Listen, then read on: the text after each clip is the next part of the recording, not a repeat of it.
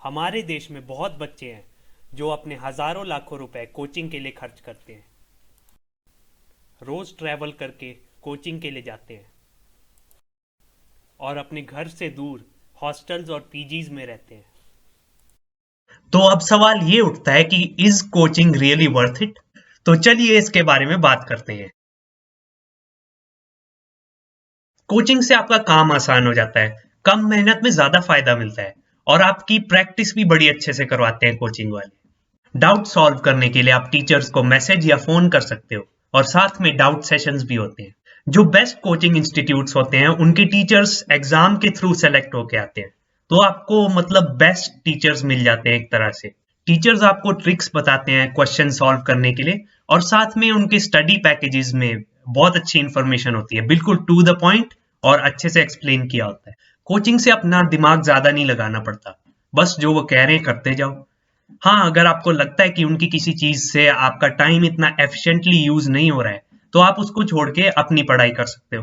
Coaching से एक और फायदा है कि आपको बुक्स की कोई कंफ्यूजन नहीं रहती, बस एनसीईआरटी और अपना पैकेज फॉलो करते रहो। और साथ में टेस्ट सीरीज तो हर बच्चे को लेनी चाहिए, उनकी टेस्ट सीरीज तो ओपी होती है। उससे आपकी बहुत अच्छी प्रैक्टिस हो जाती है और आपका एग्जाम का बिल्कुल डर खत्म हो जाता है। अब इतने सारे फायदे हैं तो हम इजीली कह सकते हैं कोचिंग इज वर्थ इट। अगर आपकी मेहनत और कोचिंग साथ मिल जाए तो आप आग लगा दोगे एग्जाम में। चलो मान लिया कोचिंग इज वर्थ इट, पर क्या कोचिंग बिल्कुल जरूरी है नीट और जेईई के लिए? क्या इसके बिना सिलेक्शन नहीं होता? दोस्तों ऐसा नहीं है। देखो, हर एक कोचिंग वाला सेलेक्ट तो नहीं होता ना, और साथ में ऐसे कई एग्जाम्पल्स हैं बच्चों के जिन्होंने नीट और जेईई में बिना कोचिंग के अच्छी जगह सीट प्राप्त की, पर फिर भी टॉप 100 में तो कोचिंग वाले ही डोमिनेट करते हैं। ऐसा मुझे लगता है इसलिए है क्योंकि जो सीरियस बच्चे होते हैं वो ज्यादातर कोचिंग ले ही लेते हैं, चाहे स्कॉलरशिप के थ्रू या फिर पैसे देकर भी ले लेते हैं। अल्टीमेटली ये आपके ऊपर है, आप कितनी मेहनत करने के लिए तैयार हो, कितना आपका खुद के ऊपर कंट्रोल है और आप कितनी सैक्रिफाइस करने के लिए तैयार हो।